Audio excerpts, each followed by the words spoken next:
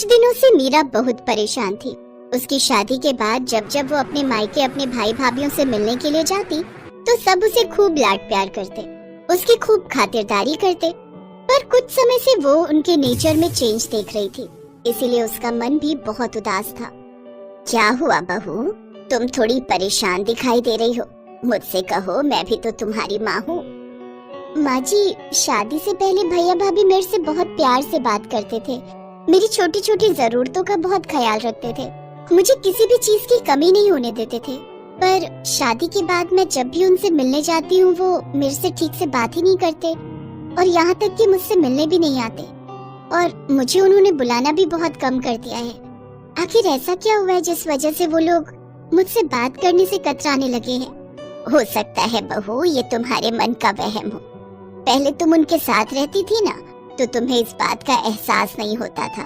अब तुम उनसे दूर हो, इसलिए तो उन्हें ज्यादा याद करने लगी हो, तभी तुम्हारे मन में ऐसे विचार आ रहे हैं। मुझे नहीं लगता कि ऐसा कुछ उनके मन में होगा।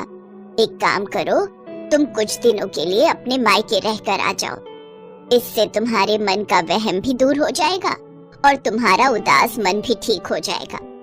थैंक यू माँ जी, मैं तो पता नहीं क्या क्या सोच रही थी। मैं कल ही मायके रहने चली जाती हूँ। एक काम करती हूँ, मैं उन्हें कुछ बताऊंगी नहीं, उन सबको सरप्राइज दूंगी। अगले दिन मीरा अपने भैया भाभी को सरप्राइज देने के लिए अपने मायके पहुँचती है, पर वहाँ पर तो ताला लगा हुआ था।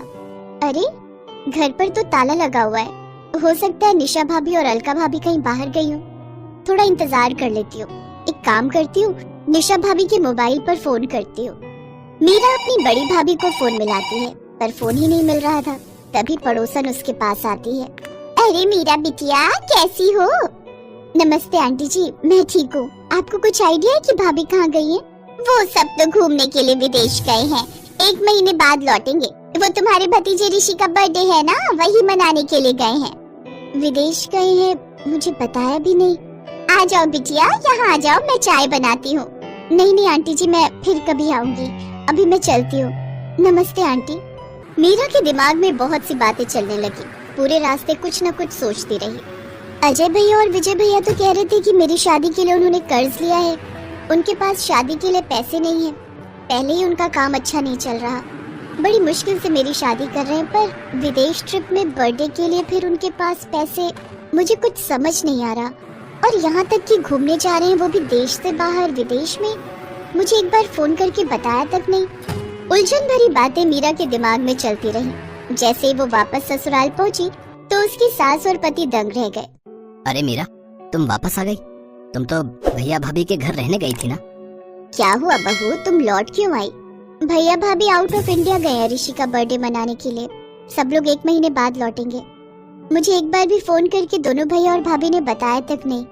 मैं यही सोच रही हूँ, कम से कम एक फोन तो कर देते।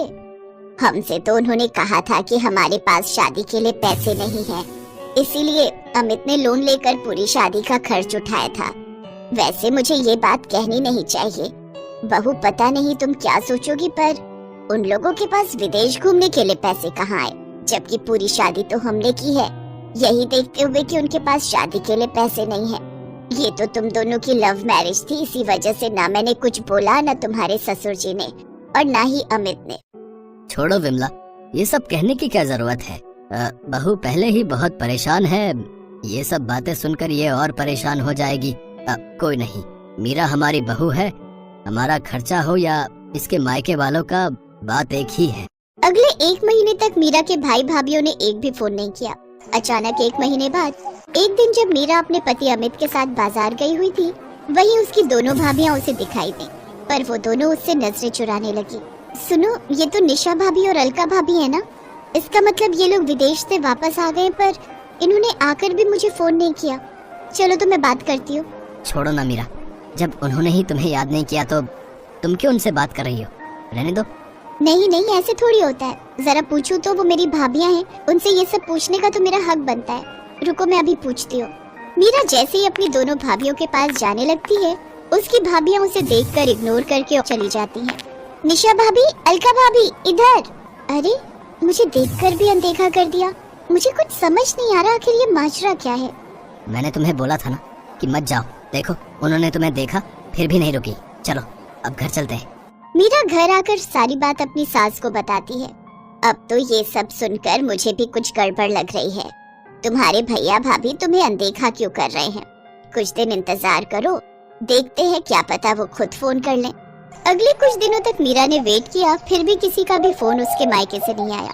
एक दिन मीरा अपनी सास के साथ किसी काम से बाजार से लौट रही थी, तो रास्ते में उसे अपने पापा के खास वकील दोस्त मिस्टर शर्मा मिल गए, जिनसे उसे एक ऐसी बात पता चली जिसे सुनकर वो और उसकी सास हैरान रह गए। मुझे तो हैरानी हो रही है मीरा बिटिया कि तुम्हारे दोनों भाइयों ने बंटवारे का हिस्सा तुम्हें नहीं दिया, जबकि तुम्हारे पापा तो 3 हिस्से करके गए थे।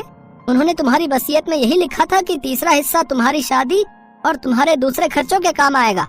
पता नहीं अचानक से तुम्हारे दोनों भाइयों ने मुझे मना कर दिया और मेरी जगह किसी और वकील को हायर कर लिया। मुझे बात ही समझ नहीं आई। अब मैं क्या ही बोलता कि मुझे क्यों हटा रहे हो। मेरा बोलना भी सही नहीं था ना, पर मैं ये तो कहूँगा बेटी कि तुम्हें अपने हक का पैसा लेना चाहिए। वो तुम्हारे पापा की आखिरी इच्छा थी कि तुम्हें भी बंटवारे का हिस्सा मिले। मुझे कहना तो नहीं चाहिए, पर कहीं ना कहीं मुझे लगता है कि तुम्हारे भाई भाभीओं ने तुमसे बेईमानी की है। मैं यकीन नहीं कर सकती कि मेरे अपने सगे भाई मेरे साथ ऐसा करेंगे। वकील अंकल प्लीज मेरी हेल्प कीजिए, ताकि मैं अपने हिस्से के पैसे अपने भाई भाभीओं से ले सकूं। एक बार वो कहते तो सही कि बहन हम तुझे बंटवारे का हिस्सा नहीं देना चाहते, तो मैं हंसते हंसते वो पैसे उन्हें दे देती। अरे मैं तो उनकी सगी बहन हूँ, वो मुझसे जान भी मांगते तो मैं दे देती, पर उन्होंने मुझसे इस तरह झूठ और बेईमानी के सहारे बर्ताव किया है, वो माफी के लायक ही नहीं है। प्लीज अंकल, मुझे किसी भी तरह अपने भाइयों से अपना हिस्सा लेना है। ठीक है, मैं तुम्हारी मदद जरूर करूँगा बेटी। है मीरा, तुमने बिल्कुल सही फैसला लिया है। मैं और बाकी घर के लोग भी तुम्हारे साथ हैं। Thank you mummy ji, thank you so much. मुझे पता है कि आप लोग बहुत अच्छे हैं। आपने खुद ही सारी शादी का खर्च उठाया था, ये बात मैं कैसे भूल सकती हूँ। अब मैं अपने भाई भाभीओं से अपने पापा की जायदाद का हिस्सा जरूर लूंगी, जो वो मेरे लिए छोड़ कर गए हैं। वकील मिस्टर शर्मा की हेल्प से मीरा को अपने पिता की जायदाद में से तीसरा हिस्सा मिल जाता है, जो वो उसके नाम करके गए थे। पर मीरा को इस बात का दुख था कि उसके भाई पैसों के लिए उसके साथ गलत हो गए। आज से मेरा कोई मायका नहीं है, भूल जाना कि आपकी कोई बहन भी थी। ऐसा मत कह मीरा, हमसे गलती हो गई। हाँ मीरा, पैसों के लालच में हम अंधे हो गए थे। नहीं भैया, अब बहुत देर हो चुकी है। प्लीज अब आप मुझसे कभी भी कोई वास्ता मत रखना। थैंक यू शर्मा अंकल, आपने मेरी बहुत हेल्प की। मीरा की आंखों में आंसू थे। उसने हमेशा के लिए अपने भाइयों से मुंह मोड़ लिया। शायद उसके भाई भाभीओं के लिए यही सबसे बड़ी सजा